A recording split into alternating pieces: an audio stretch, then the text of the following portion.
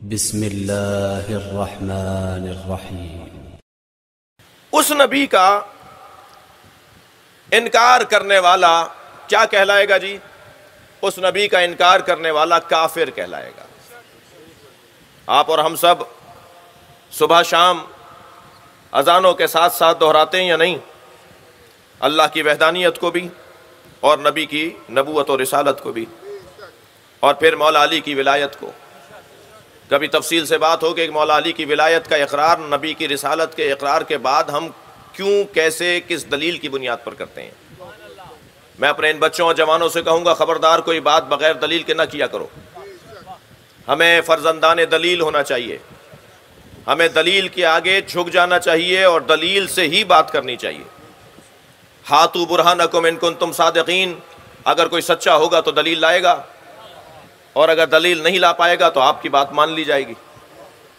کسی سے کوئی ضد نہیں ہے، کوئی بحث نہیں ہے، بات صرف اتنی ہے کہ ہمیں دلیل سے بات کرنی چاہیے۔ ہم صبح شام اللہ کی وحدانیت کا اقرار بھی کرتے ہیں، صبح شام سرکار دو جہاں کی رسالت کا اقرار بھی کرتے ہیں، اور آپ کی نبوت اور رسالت کا اقرار کر کے اپنے ایمان کا ثبوت دیتے ہیں۔ اور یہ بار بار ہمیں اس لیے دہرایا جاتا ہے کہ ہم انسان ہیں، ہم بھول جاتے ہیں، بات 2 دن پرانی نہیں، ہم صبح کی بات یاد نہیں رکھ پاتے، ہمیں صبح سے پھر دوپہر کے وقت میں یاد دلایا جاتا ہے، پھر شام کو پھر یاد دلایا جاتا ہے۔ یاد رکھو، قرآن پکار کے کہہ رہا ہے ذکر فإن الذکر تنفع المؤمنین، بار بار دہراؤ، بار بار دہراؤ، بار بار دہرانے سے مومنین کو فائدہ ہوتا ہے۔ یہ فلسفہ بار بار دہرانے کا یہ ہے۔ وَيَقُولُ الَّذِينَ كَفَرُوا لَسْتَ مُرْسَلًا، آیہ کریمہ جسے عنوان عشرہ قرار دیا، اس کا ترجمہ سنیے۔ وَيَقُولُ الَّذِينَ كَفَرُوا لَسْتَ مُرْسَلًا، جنہوں نے کفر اختیار کیا وہ کہتے ہیں اور کہتے رہیں گے۔ وَيَقُولُ فعل مضارع، قَالَ فعل ماضی، قُل فعل امر، یہ جیسے جیسے زمان بدلتے رہیں گے ان کے الفاظ تبدیل ہوتے ہیں عربی کے اندر۔ یقولو فعل مضارع ہے، اور فعل مضارع حال اور مستقبل کا فعل ہے، یعنی اب ترجمہ کریں گے ہم یقولو کا کہتے ہیں اور کہتے رہیں گے۔ ترجمہ یہ نہیں کریں گے کہ کہتے ہیں، کہتے رہیں گے، یہ آگے بھی ہوگا۔ یہ نبی کے زمانے میں انکار ہو رہا ہے، یہ بعد میں بھی انکار ہوگا۔ آپ نتیجہ دیکھیے گا ترجمے میں بات کہاں تک جا رہی ہے۔ وَيَقُولُ الَّذِينَ كَفَرُوا، جنہوں نے کفر اختیار کیا وہ کہتے ہیں اور کہتے رہیں گے، لست مرسلا، آپ بھیجے ہوئے رسول نہیں ہیں۔ اچھا، اس کا مطلب یہ کہ اللہ کو تو مانتے تھے، یہ رسول کو نہیں مانتے تھے۔ بھائی آپ بھیجے ہوئے رسول نہیں ہیں، یعنی بھیجے ہوئے ہوتے ان کے مطابق تو مان لیتے نا۔ یہ انہیں وہاں سے آیا ہوا نہیں مان رہے، اللہ کا انکار کہاں کر رہے ہیں؟ یعنی اللہ کا اقرار کرتے ہوئے نبی کا انکار کر رہے ہیں، تو قرآن انہیں کافر کہہ رہا ہے۔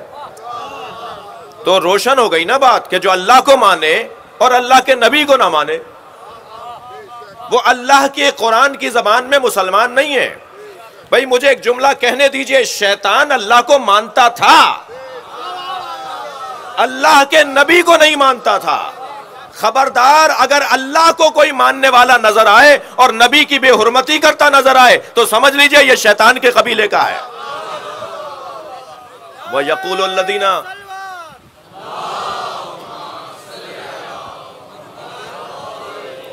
وَيَقُولُ الَّذِينَ كَفَرُوا، جنہوں نے کفر اختیار کیا وہ کہتے ہیں اور کہتے رہیں گے کہ لست مرسلا، آپ بھیجے ہوئے رسول نہیں ہیں۔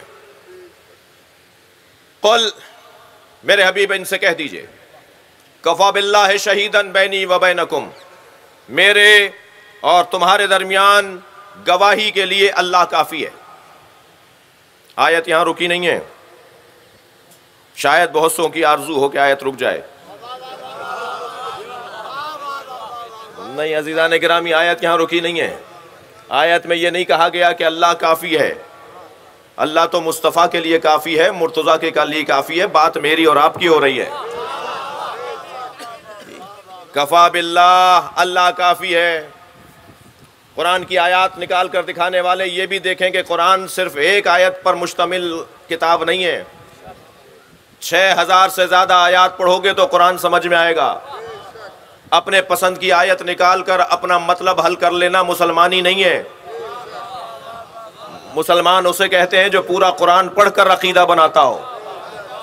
صرف قرآن میں ایک آیت پڑھ کر کے اللہ کافی ہے، الیس اللہ کافٍ عبدہ، اے میرے بندے کیا تیرے لیے اللہ کافی نہیں ہے؟ ہمیں بھی پتا ہے یہ آیت، یا یہ آیت کریمہ جس کے اندر آیت یہاں کر پہنچی کفا باللہ شہیدن بینی و بینکم، میرے اور تمہارے درمیان گواہی کے لیے اللہ کافی ہے، یہ آیت یہاں مکمل نہیں ہے۔